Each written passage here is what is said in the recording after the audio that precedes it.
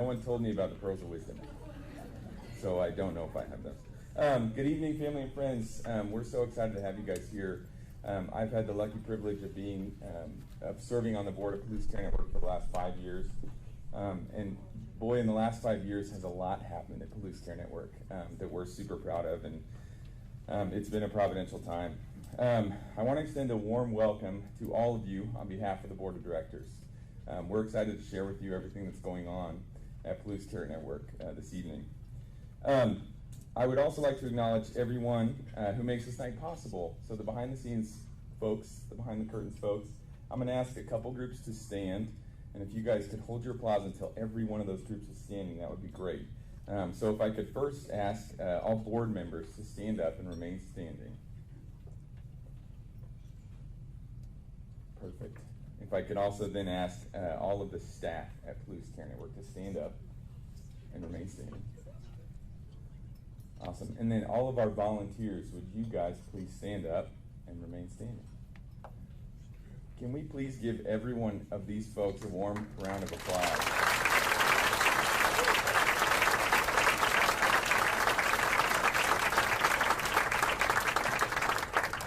Thank you, guys. I'd also like to extend a thank you to our underwriters for the evening. If you'll see on the back of your program, there are a few business names on there.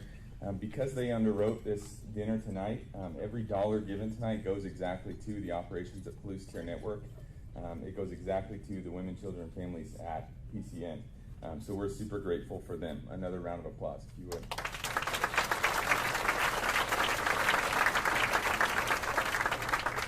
All right, I'm going to be quick, like Ed said. So a quick story. Almost exactly 2 years ago, in September of 2019, my wife Allison and I found out that we were pregnant with our fourth kiddo. It was just 2 weeks before finding that out that we had celebrated the first birthday of our twin boys. The first birthday of our twin boys, I'll repeat that. That first year was a challenging year with our twin boys, and we have an older daughter as well, who was 3 at the time. So that was a challenging year. I won't say that we didn't get any sleep, but we didn't get much, and I was under no impression that adding another kid to the mix was going to be any more relaxing. I was stressed out, to say the least. Don't ask my wife. There were words, and people are nodding their head like they were there and experienced it, and they did. So just a couple weeks after finding that out was the 2019 Police Care Network dinner, and I'm sitting at my table. Michelle is telling us her story, and the words that her mentor shared with her when she was in a similar surprising situation. The words were, "We're never sad about a baby." And honestly, it hit me that we're never sad about a baby. The words echoed in me kind of over and over again, and I realized I don't really need to be stressed out. We're going to be able to do it, and it was really just something to celebrate. And so what this really illustrated to me is that Police Care Network is a diverse organization, and it's overwhelming to really any of those who encounter it. The work that PCN does is something we can all celebrate, and it's something that I'm excited to share with you tonight. So that being said, we're in for a fantastic evening. Please join me in welcoming Pastor Matt Golseth, pastor at Concordia Lutheran Church, and a fellow board member. Give it up for Matt.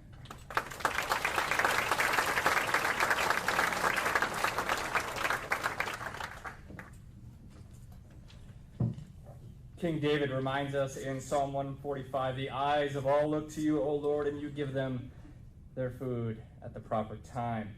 You open your hand and satisfy the desires of every living thing." Let us pray.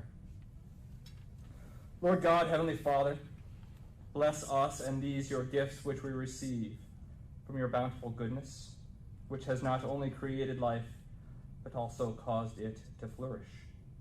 May we, your servants, be generous stewards of your grace, that we may share the good news of your Son, Jesus, to the ends of the earth. Remember, O Lord, your church, save it from every evil, and perfect it in your love. Gather it together from the four winds and lead it sanctified into your kingdom, which you have prepared for it. Amen. Thank you.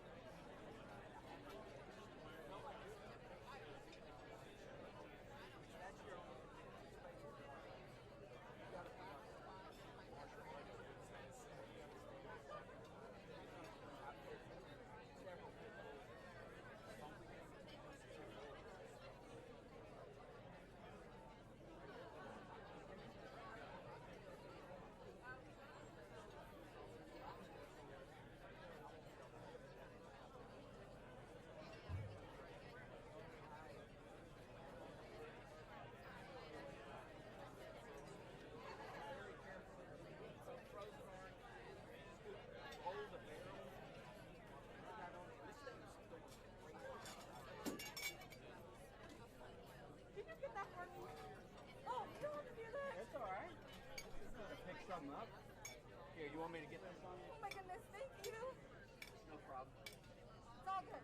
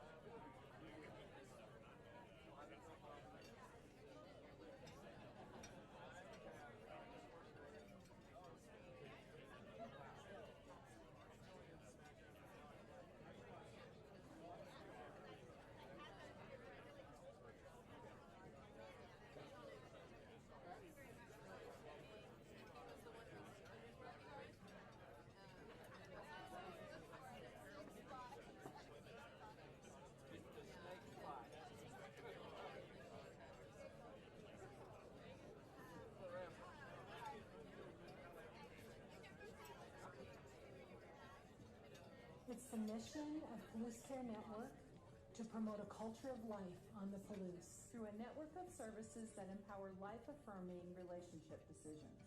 We envision a community where all human life is valued and welcomed. And we endeavor to create a network of services and relationships to accomplish that end. We are committed to ensuring that free medical diagnostics for pregnancy, abortion education and alternatives, parenting and adoption resources, and nurturing compassionate support are available to any woman who finds herself in an unplanned pregnancy. We endeavor to ensure that single moms and young families find the help they need to parent well. We are committed to the education of young people and parents to the integrated nature of sexual activity. We educate about physical, emotional, intellectual, social, and spiritual health consequences. We advocate for sexual risk avoidance, which is found with abstinence before marriage, and fidelity within marriage. We are committed to providing a path of healing for those who suffer from the aftermath of an abortion decision, and a path of healing to those who suffer from sexual decisions and exploitation. We envision that our faith-based Christian organization provides services that are sought out by those from every background, ethnic and faith community, because we have secured the trust of our neighbors through providing excellent, compassionate, respectful care in every area in which we minister.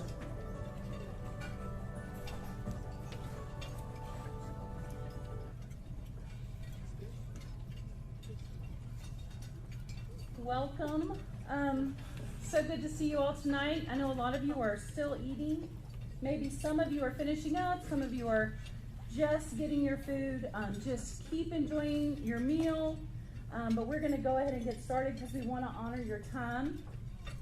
So again, welcome to everyone. Whether you are old friends, some of you have been to every benefit dinner ever.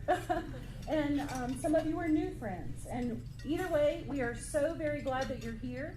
And then tonight, we have the added layer of having people at home joining us. So hopefully they just enjoyed a nice dinner and now are connecting with us as well. We think of tonight, this dinner, every year as a celebration. Really, we call it our big party. It is a time to celebrate all that God has done and all that He is doing and all that He is going to do in and through the work of Palouse Care Network in our clients' lives and in the community at large. So just in case any of you don't know me, my name is Michelle and I am the current CEO. And it's really hard for me to believe this. Someone just asked the question a minute ago. This is actually my 6th benefit dinner. Andrew said earlier it's his 5th benefit dinner. It's just time flies. It seems like yesterday that I was just standing here being introduced to you for the very first time. And then also Andrew said, a lot has happened in the last 5 years. The very next line in my notes is, and a lot has happened in the last 6 years. So we should talk more when we plan this thing. But no more about me. I would actually like to start tonight by introducing Brenda Saltzer. Now, many of you are going to remember her. Many of you know her. Brenda, would you stand just briefly so everybody, I didn't tell her I was doing this, so everybody can see where you are. Yay, Brenda.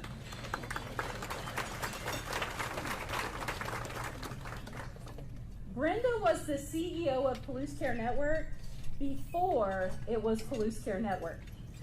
In fact, it was her vision that made Palouse Care Network and our Moscow Center even a reality, even a possibility.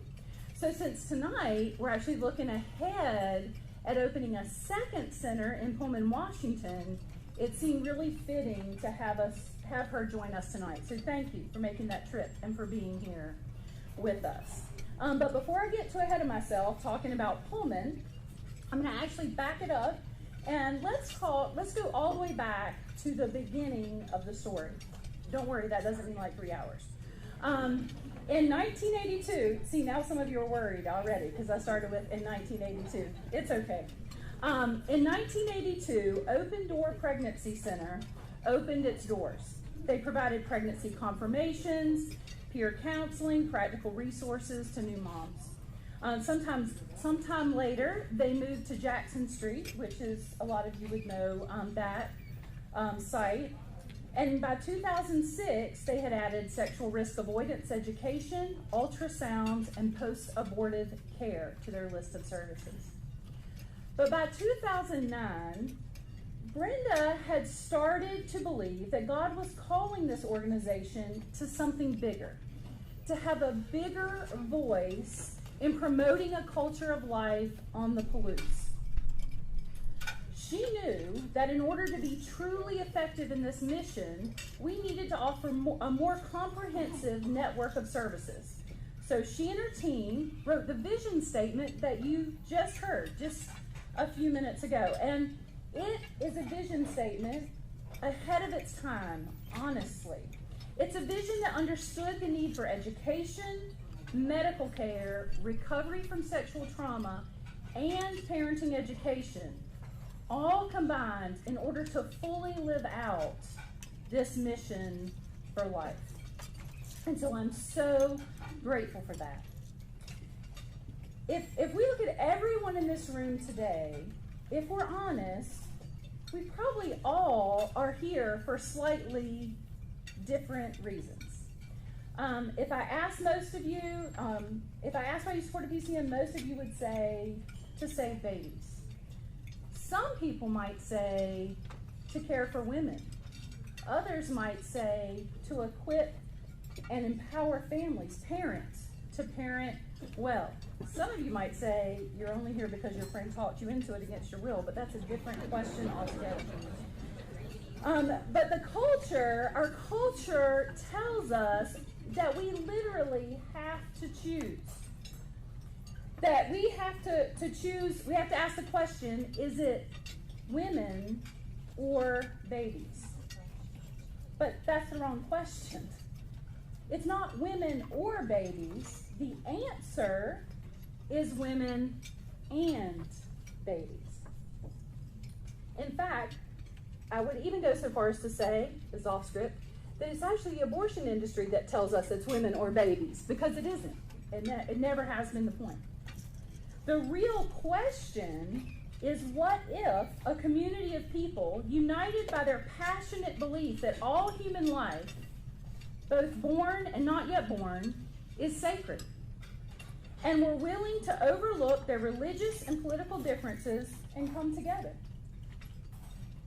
And what if those people joined their resources and committed to creating a culture where women's hearts were turned to their children, where fathers became men of integrity, where young people learned and experienced a healthy view of relationships and sexuality? What would happen? The possibilities are endless. Well, that's what they believed in 2009 when they wrote this vision statement, and that's what we believe today.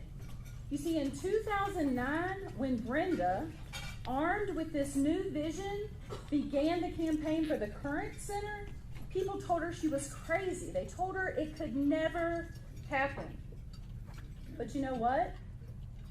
Here we are. What would happen if a community like this came together and made this life-affirming network of care a reality? I can tell you what would happen. Because I've spent a lot of time this week reading through old files and figuring it out.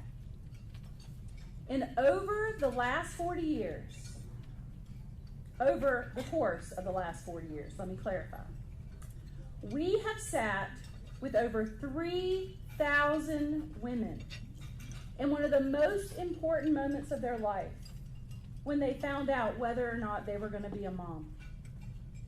Over the last 40 years, we have been there when nearly 2,000 women saw their babies for the first time through our free ultrasound services.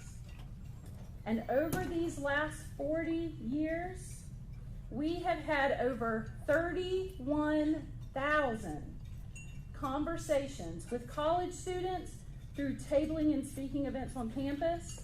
And we've had the privilege of providing sexual risk avoidance education to over 2,000 students through our middle and high school education initiatives.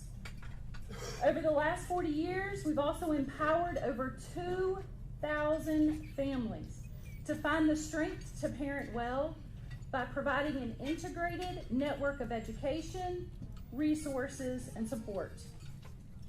Now, those numbers might be a little hard to wrap your head around. They were for me. I had to check them and double check them and triple check them. So I'm going to actually dial it back a little bit, make it a little more manageable.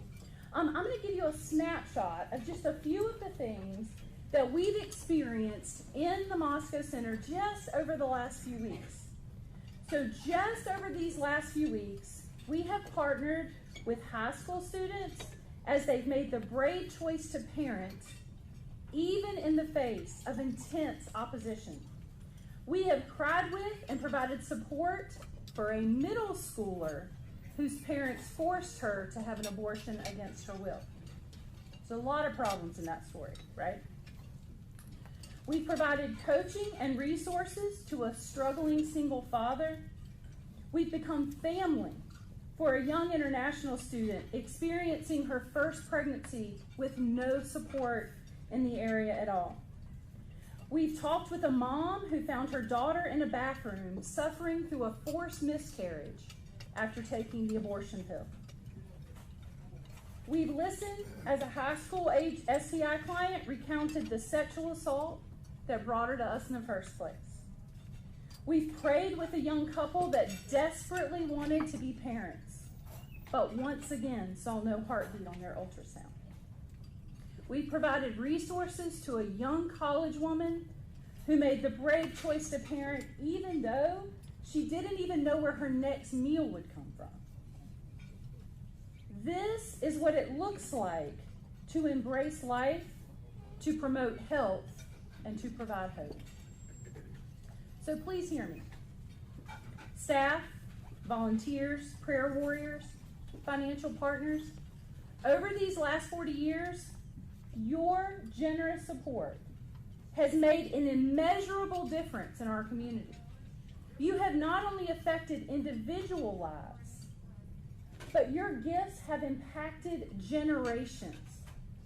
And the story doesn't even end here. Back in 2017, and I hope some of you were here for that, because I think it's a beautiful story. Back in 2017, I stood here, pretty new, and announced that our prayer to be in Pullman had been answered, and that we had the opportunity to buy a piece of land on Stadium Way, directly adjacent to Washington State University. It seemed unbelievable. It was a miracle that we even had the chance. And we had no money to pay for it, but it was a great opportunity. But we shared it with you. Just one short year later, I stood here again and announced that that land was totally paid for. 2 years ago, before COVID, I announced that we were jumping into what at the time we thought was a $2 million capital campaign so that we could build a second center and offer the same life-affirming services to WSU and to Pullman and to Whitman County that we're able to offer here in Moscow and Latah County. And I just want to be honest with you, because I might have sounded then really confident, but we know each other better now, so I can be honest. I was terrified, and I was pretty sure I was going to quit, but I didn't, and all I could think was, how in the world would we ever meet that goal? And even if somehow we did meet that goal, how are we going to ever operate 2 centers, fund the operation of 2 centers? And then, to make it worse, just as we started that campaign, the C word. And I'm not even talking about that anymore. But it really stopped things. It was a problem. So here we are, 2 years after that announcement. And are you ready for this? What happens when a community of people come together emboldened by their belief in the sanctity of all human life, and when they embrace and commit to a comprehensive network of services to accomplish that end, I'll tell you what happens. As of today, we have reached our goal, our post-COVID goal, of $2,550,000 for a new Pullman Center.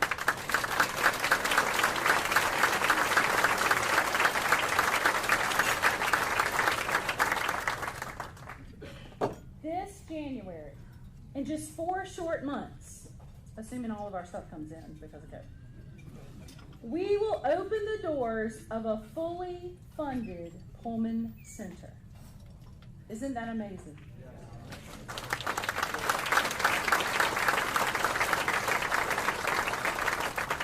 So believe me when I say, I know now that the possibilities really are endless. So we are ready. We are ready. And I know you're ready to move on to Heather. She's more excited than me. But can I just tell you a few more things that are happening right now that we're so excited about as we launch into our 2-center model? With the help of the Knights of Columbus, we not only received an ultrasound machine for Pullman, but we received a brand new ultrasound machine for Moscow. Now we're ready to introduce even more mamas and daddies to their babies for the first time, and we're so excited about that. Also, over the last year, we have seen such a need, as I bet many of you have in your walks of life, but we have seen such a need for affordable Christian counseling for our clients and for the community. We have parents in our parenting center that are working so hard to grow in their ability to provide safe and healthy homes for their kiddos, but their own trauma and their own addiction issues are preventing them from being the people and the parents that they desperately want to be. And also, similarly, we continue to be challenged by the fact that we can offer help to parents, but the same children that are living in these homes that have their own trauma and need their own support, we can offer virtually no help to. Also, what we know is that from our medical center, we cannot help women overcome their history of sexual and domestic abuse. If we can't, then they'll continue in unhealthy relationships. They'll increase the risk of unplanned pregnancy and also increase the likelihood of an abortion decision. So how do we stop that process? The availability of cost-effective Christian counseling is so limited in our area, and for children, it's almost non-existent. So we just ask the question, what if? What if we could provide affordable, licensed counseling services for our clients and also make this service available to the community at large? And what if it could be totally self-sustaining, so through grants and through client fees, so that our donor base, you guys, could just continue to give to support the same life-affirming services you've always supported? What if? How could that happen? So we shared this vision with just a few partners, and they felt so passionately that this was an important step in building a culture of life on the Palouse that they underwrote all of the startup costs. So we have now brought on our first counselor, and we are already seeing clients, and we are so excited about the change it's going to bring in the lives of our clients and our families.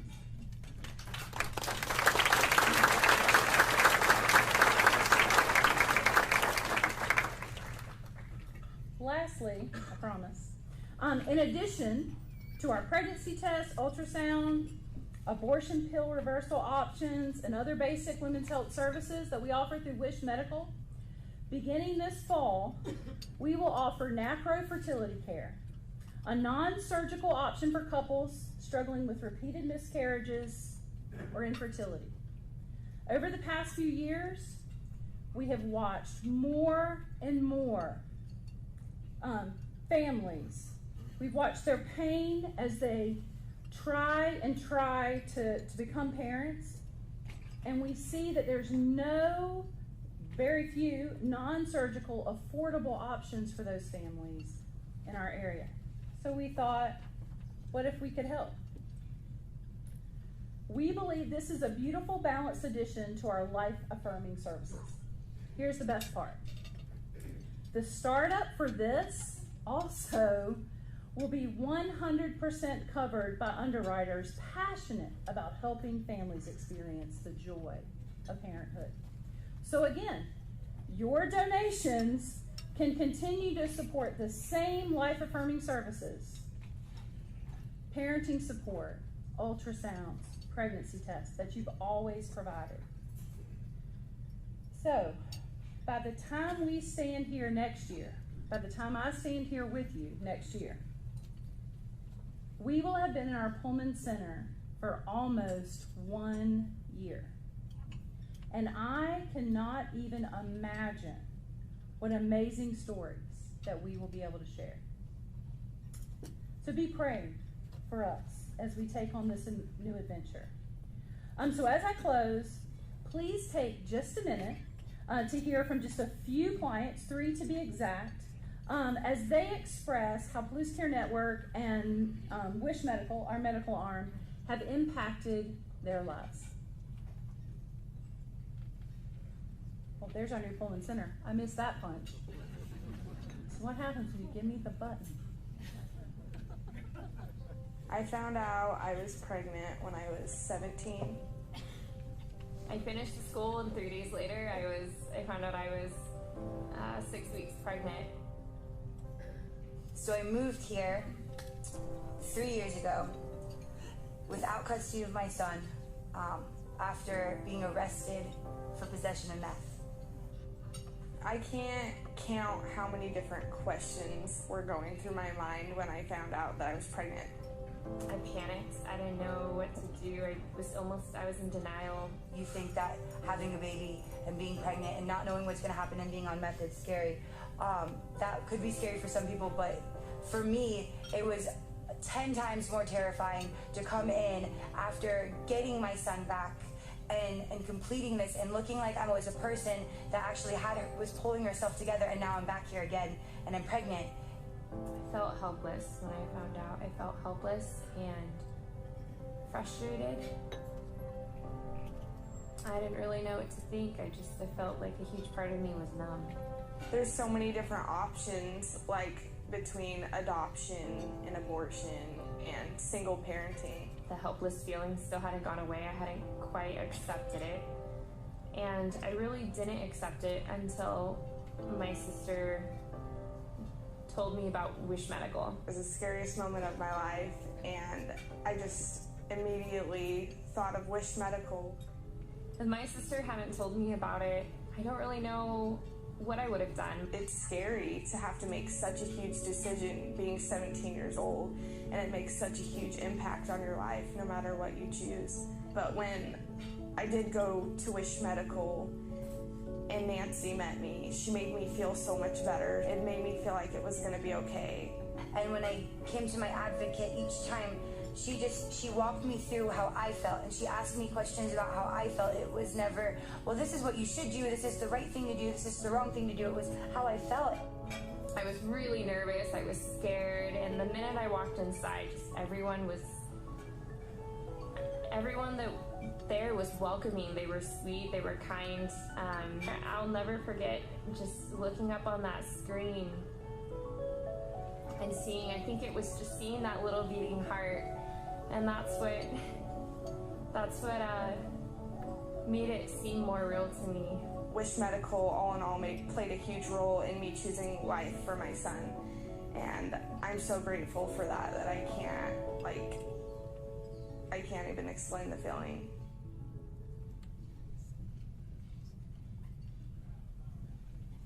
Good evening. So Andrew mentioned earlier a bunch of different people for us to applaud, and I just want to add these clients in particular, but our clients as a whole who are making brave decisions, if we could just give them a round of applause before I get started.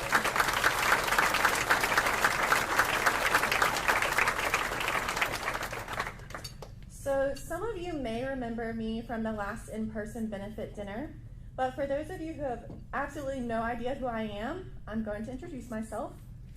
I am Heather Thrash. I'm a graduate from Clemson University, and during college, I was a resident assistant to freshman women. Along with that, I discipled girls in my ministry that I was a part of, and I worked with a different ministry to offer support and resources to women in strip clubs and on the streets. My heart is for women. So when my husband and I moved to the Palouse about 5 years ago, I knew that's what I wanted to do. I wanted to work with women, support women, and fight for the future of women. And so I found Palouse Care Network. The funny thing though is at Clemson, one of my good friends asked me if I would consider working with women facing abortions. At the time, I told him I would never do something like that because I don't like politics and the abortion issue felt hard, unlike working with women in the sex industry. I was new to the area and someone at church suggested I look into PCN given my background. So I did. When I found Palouse Care Network, I didn't know much about the organization. So I was amazed to find a place that would walk through the abortion decision with women, was not political, and had a real heart for women in our area. I have now been at PCN for 5 years, and I'm the advocacy coordinator. Through this role, I get to provide healthy relationship education to middle and high school students at both college campuses and in the community at large. It is a privilege to help young women and men see a need for the change in the conversation around healthy relationships and sex. And it is so powerful to then see those same students trust us enough to come through our doors for help. I love having the opportunity to talk to people, specifically women, about sexual health and relationships in our center, but also in the community. Not just about sexual health and relationships, though. It all comes back to God's design and His best for each individual. I love getting to paint that message and spread that hopeful message to people. That's one of the many things I learned in strip clubs. People crave more information about these topics, and we all crave hope. We cannot talk about abortion without talking about sexual health and relationships, and we can't talk about abortion without offering hope. So, while I promised Michelle I wouldn't do a long, interesting talk about STDs, I do want to invite you to listen as I share a little bit of my journey here at PCN, and invite you to partner with us in offering hope to a generation of daughters. The goal of tonight is for you to see that we all have a part in this cultural shift. I want to preface this with what I do at Palouse Care Network. Some of the things we are going to talk about may be uncomfortable. I know that not everyone enjoys talking about sexual health over dinner like I do. You can ask my husband. But while it may be uncomfortable, these topics are really important, even within the church. Over the last few years, I have had the privilege of serving many young women whose parents are pillars in the church, who are active in church leadership, and who are even clergy. Whether they are facing unplanned pregnancies, the aftermath of an abortion, or STI testing, they all had one thing in common. They were scared out of their minds that their parents or their churches would find out. So, these hard topics are not only relevant in the out there society, but they are relevant to us in this room and in our churches. So, are we ready to get started? Before I share this next piece of my story, I should take a pause. I want you all to know that I value mothers. Let's be real. Mothers carry the weight of the world on their shoulders. They're incredible. They do all the things. Stay-at-home moms have sacrificed a lot to stay at home with their babies. And working moms, you've sacrificed a lot to juggle your career and your babies. I get that. For every mother, there are pros and cons. We have to make a choice, and one choice is not better than the other. Okay, thanks for letting me get that off my chest. We can go on now. Along with Blues Care Network's advocacy coordinator, I am also a wife and a mother. And honestly, those are two things I never thought I would want, especially to become a mother. When I finished college and looked to a career, I thought being a mother would limit me. There'd be no more doing what I want to do. No more sleep, which if you know me, you know I love. No more going out with friends. No more freedom. It basically felt like I would be choosing to become a slave to someone else. And while some of those things I know now are true as a mom, I recognize that I bought into one of the many lies of our culture. This particular lie tells us that children, especially babies, are an inconvenience. They do not add value to our lives. They do not contribute to society. They offer nothing, and they cost us everything. When this is our mindset, children become a huge hindrance. And man, was I bamboozled. Because when I met our daughter for the first time, it all became worth it. Everything changed. All those inconveniences were no longer inconveniences. It was a privilege. It's a privilege getting to learn with a baby. Parents and children grow together and we learn together.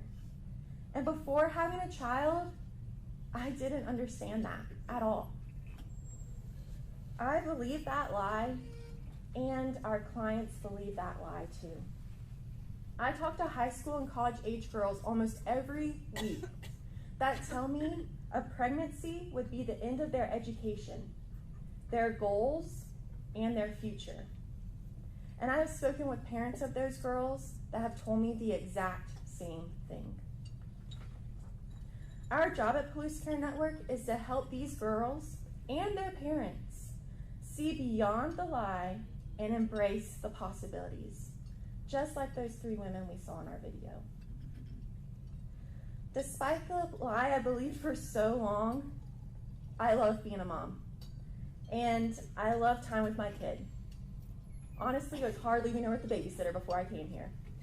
And so when my maternity leave was coming to a close, I could not imagine leaving my child.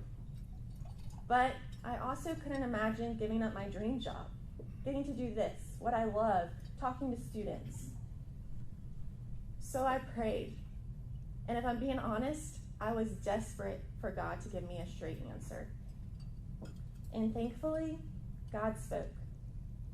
What he told me is what I cling to now every time I drop my daughter off at daycare. In the darkness of night, while nursing my 10-week-old babe at the time, I heard, "Offer hope to others' daughters." And so I moved forward. Not because it was easy, because trust me, it wasn't, but because I had an answer and a mission.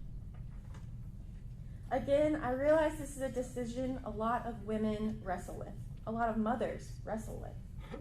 And again, I'm not saying there's a right or wrong answer. I just know that this is what God invited me into. And it doesn't hurt that I obviously work for an organization that values families. That helps a lot. So, with my mission to offer hope to others' daughters, I returned to work and I jumped right back into talking to college students, right back into going into schools, and right back to meeting with clients. And over again, I met young women unexpectedly pregnant and not knowing what to do next. They were also desperate for an answer, for someone to tell them what to do. Young women participating in the hookup culture, unsure of which partner their potential STI has come from. Young women who felt like having sex was what was expected of them. You see, they had also bought into the lies of our culture. The lie this time is that the culture is telling them sexual activity is not a big deal, and it's expected of them. Women tell me often that to be loved, they need to have sex. They tell me that they don't need commitment, and they tell me that they cannot say no. The examples I'm about to share may seem shocking, but they are common conversations we have in client care rooms. In the last few weeks, I had a teen tell me that hand-holding and hugging are more intimate than sex, because sex just isn't a big deal. Another client recently told me that she feels like her friends don't actually want to get to know her. They just want to have sex with her. Then she awkwardly chuckled and said, "But it's not a big deal." I had someone else tell me that one of her partners regularly suggests sexual activity that she's uncomfortable with. And when she tells him no, he repeatedly pushes her to do it anyway. She also stated, "It's not a big deal." But you guys, it's a big deal. It's a huge deal. It is. In our society, young people are being sexually exploited. What is the difference between a dancer in a strip club and college students participating in the hookup culture today? Let me tell you, I've talked to both, and there's not much difference. They both have some form of sexual trauma, typically. They both typically use alcohol on a regular basis to cope. And they both typically are fearful of either an unplanned pregnancy or an unwelcomed STI result. And they would almost always choose an abortion. Culture is telling us that sexual activity is not a big deal. STIs, not a big deal. Abortion, not a big deal. But the clients I'm meeting with, despite saying the words, "It's not a big deal," bring sadness, stress, and heaviness into the room, showing how big of a deal it actually is. I believe our clients recognize there is a disconnect between what culture is telling them and what they are experiencing. It shows through when their voices crack as they talk to me. One woman told me in between tears that the boyfriend she has been living with wants nothing to do with her now that she's pregnant, and definitely doesn't want anything to do with their baby. Another young woman told me her ex-boyfriend hasn't spoken to her in months, and she has no idea how she's going to tell him that he's the father of her baby. A college-age man shared with me that the girl he has been sleeping with and would like to date exclusively has been seeing other guys without him knowing. The list goes on, and yet the culture tells us it's not a big deal. We have to offer them hope and truth and help. And that's where it gets exciting. When both of those young women I just mentioned chose to parent despite their circumstances, we have cause to celebrate. When that young man decided to make a plan to have healthier relationships in the future, we can rejoice. They all took life-affirming steps those days. Another lie culture tells us is that abortion is easy. Abortion is the quick fix to the problem.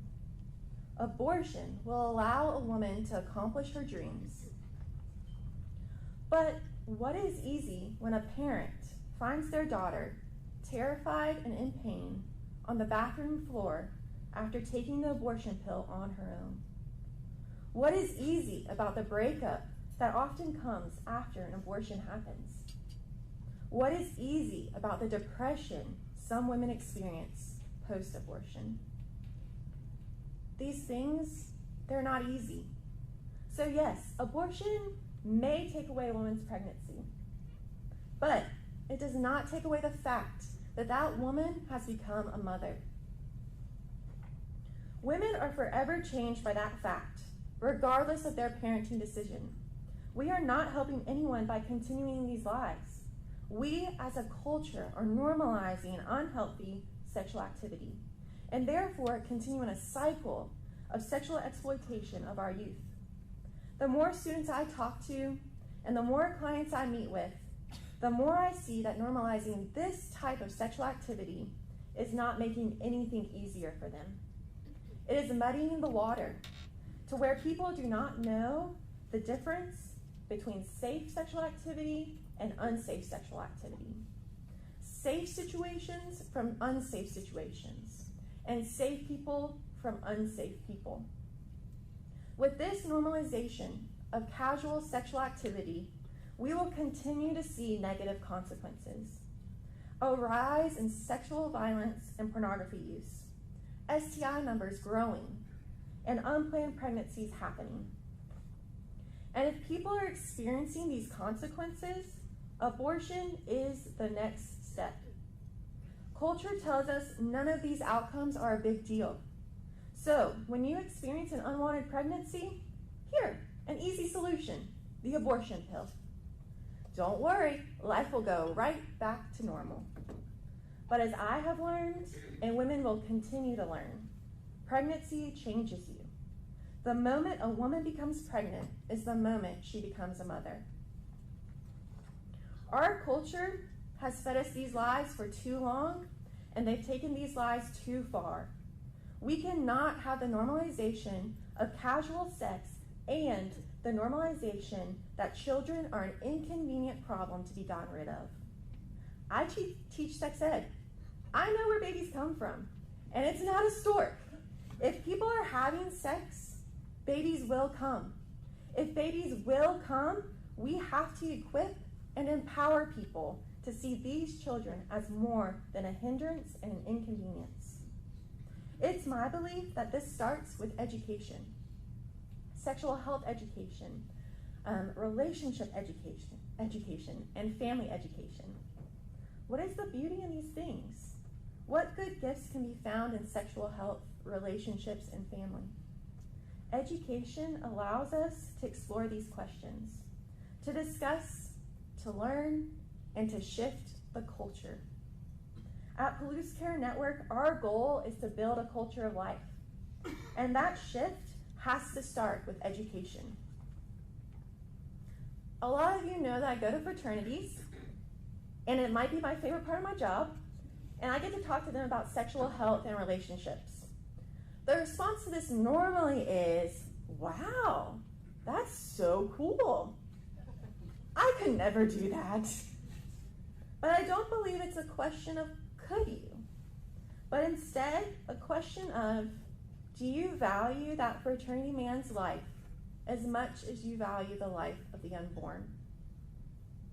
Because if the answer is yes, then we would be lining up to meet these men exactly where they are, with love and hope and truth to combat the lies they have been told. Think about it.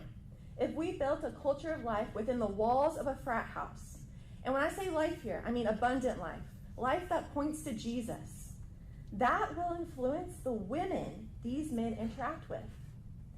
We know research says that the father of the baby is the biggest influencer in whether or not a woman decides to carry to term.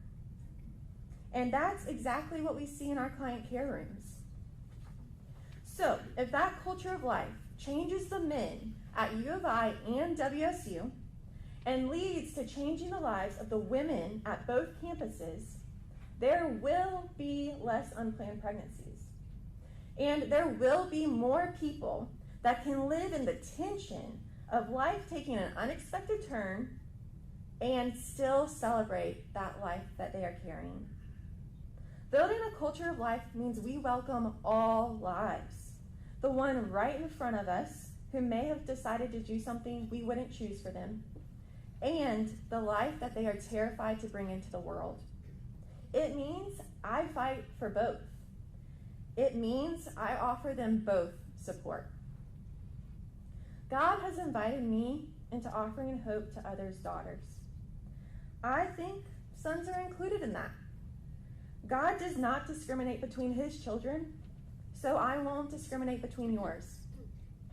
I want each of your children and every other child on the Palouse to experience Jesus' hope and his healing.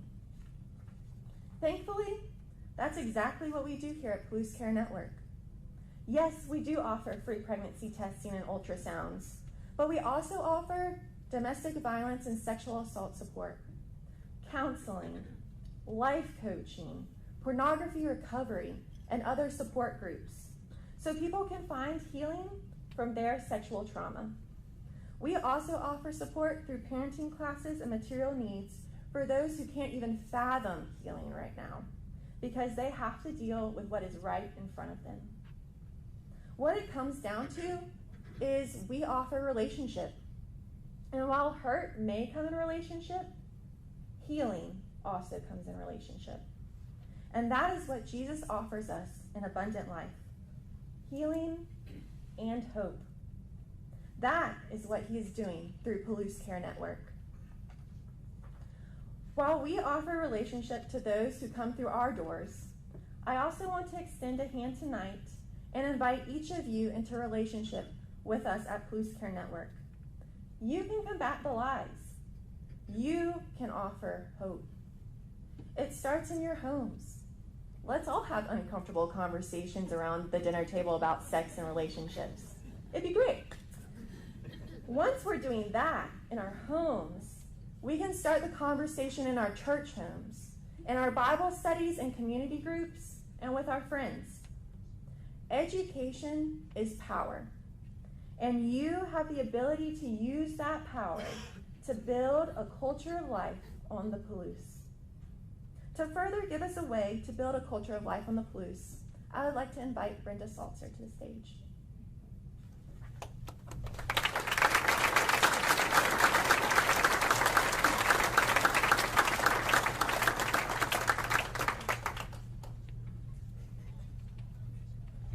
Great to be here tonight. Michelle kind of surprised me a bit with her some of her very kind words. Thank you. I loved what you had to say, Heather. I know one night my husband, who was really key in helping launch what we did on the Palouse as well, we were ready to have dinner again, and I'm talking about STDs, right?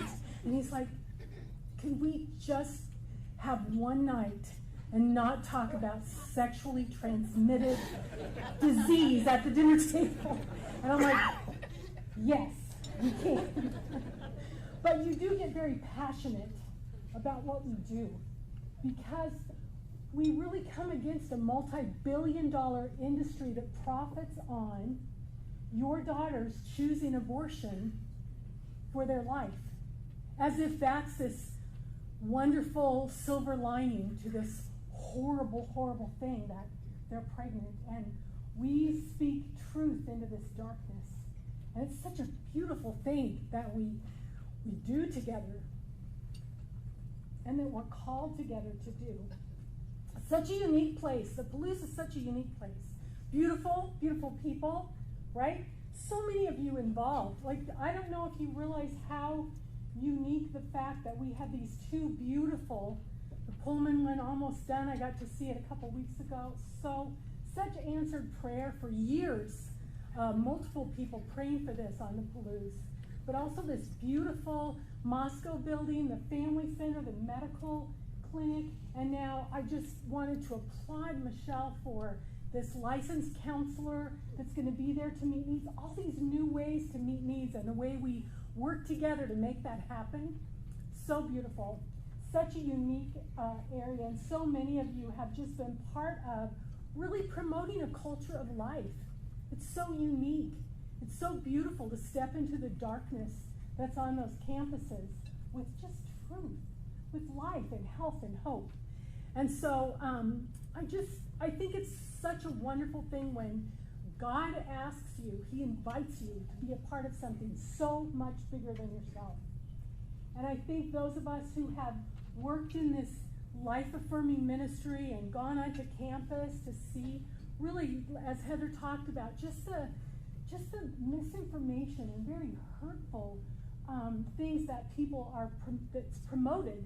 In fact, a dear friend that works in campus ministry at WSU said to me, it's almost like everyone on campus is just like promoting all these young women to be prostitutes. It's like it's such a destructive, unhealthy culture there. And so beautiful that Police Care Network is there, and many others I know, speaking life on the campuses. And so thankful that we can do that. So glad that there's this new center in Pullman. That's been a long time dream for us to have both places, both campuses. And I just so applaud all of you for just the way God made this happen, and you got to be a part of it. I love the way the Lord does that. So tonight, I just want to invite you. Michelle has told you several things that, they're already paid for. But the ongoing services, the ongoing pay for staff, the ongoing, the ministry being able to have the people in place all the time on campus, in both centers, with both the expertise and the heart to really minister to these multiple people in need. 20,000, right, on both campuses? It's been a while since I've looked at those numbers, but with both campuses combined, now they're coming back, COVID's over. We have all these students coming on. It's so important that we also give for the ongoing care, right? You can have a beautiful building, but if you don't have the right people with the right hearts in place to really staff those communities and be there for prayer, then you have an empty building. So that's not what we want here. So the goal always at these banquets is to raise about $100,000 tonight. We've got 2 centers now that we need to have that ongoing life-giving help. And so we're just going to ask you to give generously tonight. The goal for tonight's banquet is actually $120,000, so we're not doubling it. And I just want to say how beautiful it is to be here with you. I recognize a few people, but a lot of you I've never seen before. Just so wonderful to just see how God just keeps calling us, inviting us to be a part of something so much bigger than ourselves. So I'm really glad for that tonight. On your table, there's an envelope. It's got this like form in it. So there are a lot of ways you can give tonight. You can get out your form. I don't know if you have a table post, but somebody can see those little envelopes and some pens there. And there are a lot of different ways to give. You can see that you can text PCN. So we got all kinds of ways for you to be able to be a part of a culture of life. There's also a QR code somewhere that you can scan. It's on the form. Oh, right at the top. Here we go. Good thing someone knows what they're doing. So QR code right at the top. And you can give with credit cards. You can make a one-time gift for tonight. So just if we can just pause a little bit, I just want to pray over the giving. And it's one of the ways we worship the Lord, one of the ways we promote life. Lord, we just come before you tonight. We're so thankful, God, for all that you've done. We see your hand in this miraculous way you've provided this center in Moscow and then in Pullman, God, just so beautiful. You see all of the lives that will be saved. God, both in the natural and in the spiritual, you see all the needs that will be met, all the light that's spoken into darkness. God, we just ask you to just deal with each of us, Lord, that we could know how you would have us give. And help us to just be faithful to your calling and to love others well. We ask this all in Jesus' name. Amen. So once you're filling out your form, if you could just stay seated for just a little bit. Michelle is going to come back up here. And again, thank you so much for all that you do, all that you've done to make this possible. And God bless you. And it's so wonderful to be a part of a culture of life.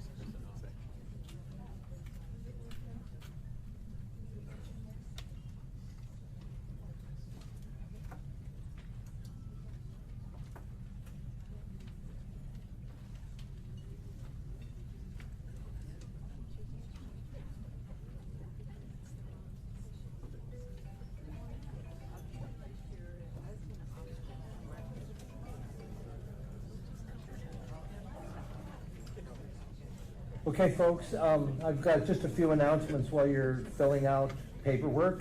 And if you need to take the paperwork home, you can do that and send that information back to us. If you have a check you're going to give us tonight or cash that you're going to give us tonight in a gift, just put that in that white envelope. Later on, we will come around and pick those up off the tables. And many of the tables here have a table host or hostess. Please take the flowers home. And if there's not a designated table host at your table, draw straws or, paper, rock, scissors, or whatever, and have someone take that centerpiece home, please. And I want to thank again our underwriters for making all this possible.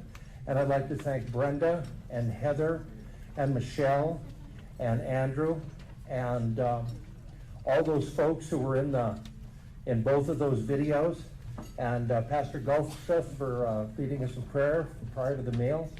And I just want to say thank you so much again for being here tonight. It's just totally awesome. And speaking of which, here's Michelle.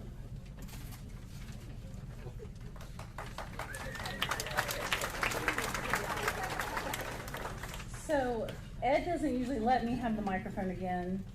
This is against his will. I'm afraid I have some sad and happy news. So the happy news is that Ed is going to get to do all the things his heart desires starting November 11th. The sad news is that he is retiring from development and from Police Care Network. And he didn't know I'm announcing this tonight, and he doesn't like surprises, so we'll see how it goes. But I did ask permission of his family before I started. 6 years ago, when I came on at Police Care Network, Ed and I came on at exactly the same time. And I was a transplant here. Passionate about life, leadership experience, all the things that made this a good job for me, but I did not know the area. I didn't know the people, and quite frankly, y'all, I'm an introvert. It was rough. And Ed came, and he's everything I'm not. He loves all the people, and he literally knows every human on the Palouse and beyond. And it was such an unexpected and beautiful pairing. And I told Ed the day that he told me he was going to be retiring, I've never done this without him, and I don't want to. But it's not my choice. He didn't ask me, so it's fine. It's also his 70th birthday next week. So we want to make sure that we send Ed off with a bang. So before I call him up, I just want to read a few things. I won't keep you long, I promise. And I know you're supposed to be giving us money right now, so please don't stop. But I asked the staff and his family this question. What do you love most about Ed? The list was incredibly long. I will not read them all because you want to go home. But I am going to read you a few because they're beautiful. Ed is jovial and fun, full of witty jokes and self-deprecating humor. He's not just the life of the party, he is the party. And he is a man of deep faith, sincere questions, and genuine desire to connect with and care for others. It's an amazing combination. Next, that he loves being such a people person. Excellent diction, dapper dresser, takes compliments so well, and is never crabby. Is that right, Jan? She didn't say it. Also, Ed's unfailing optimism, tempered with reality and his determination to serve and love well. He always sees the best in all he encounters. Here's a good one. He is jolly and funny and reminds me of Santa. Plus, he is a really hard worker and loves those around him like we're all his old friends. And that is true. And then here's some of what his family had to say. Whenever I have a life event, big, small, insignificant, or earth-shattering, Dad is able to respond in a way that always seems to be the most appropriate amount of joy or sorrow, depending on the type of event. If something good happens, Dad has a way of being happier about it than you and making you feel like your accomplishment or whatever it was may be even bigger than you thought. If something sad or bad happens, he responds with an equal measure of sorrow and empathy, and not only validates your feelings, but provides a comfort in knowing he completely understands and has your back. Here's another. Dad's consistent love for other people, his service, and his humility has been a guiding force in how I try to shape myself. More than anyone else, I know he tries to care for and understand everyone, no matter what they do or have done, or who they are or who they have been. And through this, continually finds and knows exactly the right thing to say, to encourage and bring a smile. He is a constant source of inspiration, a model I will always seek to emulate. There is no one else like him. I love you, Pops. Here's another. I love Edward Van Newland's clever and amazing quick wit. But it is not just his quick wit, it is how he chooses to use it. Eddie gets his greatest joy from delighting another person into laughter. His wit is insightful but not cruel or cutting, and designed to be fun, enjoyable, and unexpected. His goal is to make someone's day brighter, and he truly believes that the best way to do that is to make them laugh, which he does in our staff every day. He has worked very hard to make me laugh for more than 40 years, and it has been a rare and valuable gift. So you can know he said that for sure. Here's another. One of my favorite things about Dad is his never-ceasing love for Christ. He always points to Christ whenever he gives counsel or advice, big or small. Dad is also the best Opa a daughter could ask for. And last, my dad is one of my favorite people. He cares so deeply about everyone around him, especially his family. And here's 2 more questions I asked. I'm going to wrap it up really fast. I asked the staff, what is something that Ed always says? By the way, some of these we're not repeating here, not because they're bad, but don't read anything. We're just not saying them all. So here's some of the things he says. I'm just going to sit here like a quiet little Indian. Which he never does, by the way. Is the mail here yet? Any guesses why he's excited about the mail? Checks come in those envelopes. Love God and love your neighbor. Or here's one. Oh, stop it, while beckoning his hands for you to keep going when you compliment him. And the last question. Without Ed, who's going to blank? Open in prayer, entertain all the ladies, orchestrate the benefit dinner. I also want to know that.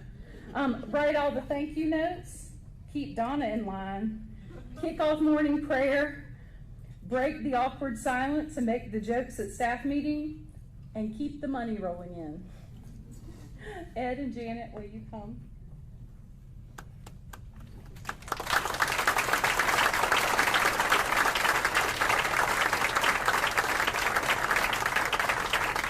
I just have to say, I can't argue with a thing she said. That's the humility part she was talking about. No, stop it. Stop it. No. We want to give these to Janet first because I can't imagine what she's endured over the last 6 years after the days, and the weeks, and the planning, and the things that he comes home and brings, but not really. These 2 people are amazing humans. They embody every single thing that Police Care Network stands for. And so the staff, who can't even imagine life without Ed, would like to give you this.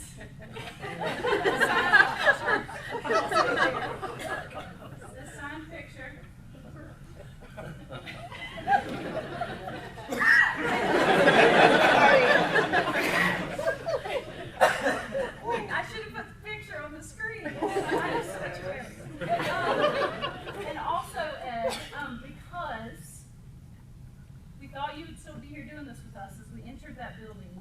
have been instrumental in making the Pullman Center a reality, and there will be a plaque in the Pullman Center thanking you for your generous support and commitment to make that center possible, and all the things that God is going to do in Pullman because you helped make it a reality. And on behalf of the staff and the board and our community, we love you. We're so excited about your return. For you.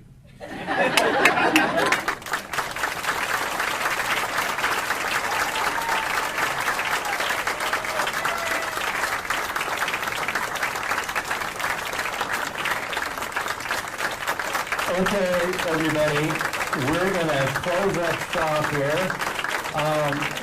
I know that you would like to get home and recover the rest of your Thursday evening.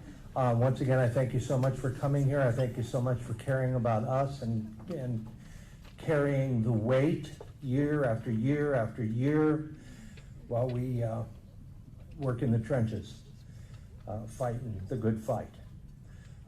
Thanks a lot, and once again, I have to say, I can't argue with a thing she said.